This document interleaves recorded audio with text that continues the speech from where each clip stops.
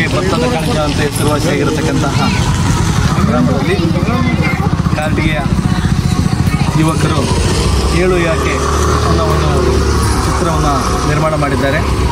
ಈ ಚಿತ್ರದಲ್ಲಿ ಭಾಗವಹಿಸಿರ್ತಕ್ಕಂತಹ ನಟರು, ನಟಿಯರು ಮತ್ತು ಕಲಾ ತಂಡವು ಎಲ್ಲರೂ ಸಮರ್ಪಕವಾಗಿ ಈ ಚಿತ್ರವನ್ನು ನಿರ್ಮಾಣ ಮಾಡಿರ್ತಾರೆ.